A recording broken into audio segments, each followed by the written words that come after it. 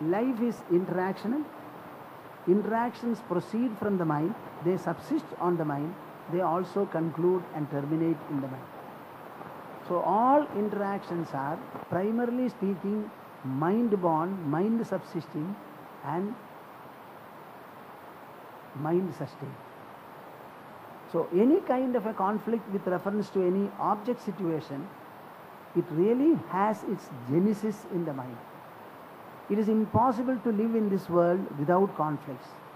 All that we have to do is make our mind more and more broad, more and more deep, more and more lofty, and more empowered, as a result of which any kind of a situation it will be able to assimilate without any fatigue whatsoever. I always quote one instance.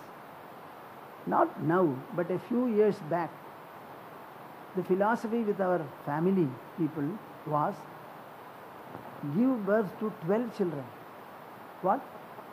I have seen mothers who have delivered up to 10. Have you thought about it? The mother looks after 12 children, but she has only 24 hours and 2 hands. With 24 hours and 2 hands a day, how did she look after 12 children? And that was considered to be a great glory. Only I think so, or you also think? This is what you people have told me.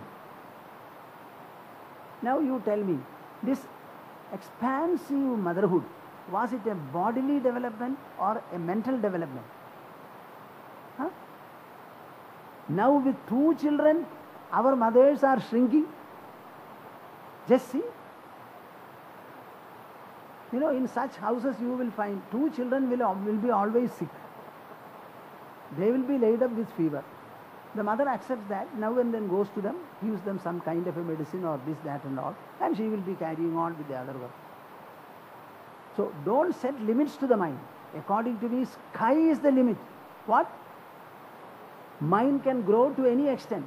At the age of 21, the body has completed its growth. Thereafter to grow, there is only mind and intelligence. And there is no limit at all. You can always grow, always grow. Yoga Vasishtha tells you, whoever feels that I have got shackles in my mind and I want to get away from them, for such a person is this dialogue best suited. Aham baddho vimuktasyam idiyasya asti nishchayaha natyandamajno nodajnaha sosmin shastre dhigaravan. I am bound. I am suffering from so many shackles made by the mind and intelligence. I want to get free of them. Whoever has this kind of a resolution and who is not fully ignorant and who is not very greatly knowledgeable, people in the middle level, for them this Shastra is relevant and applicable, he says.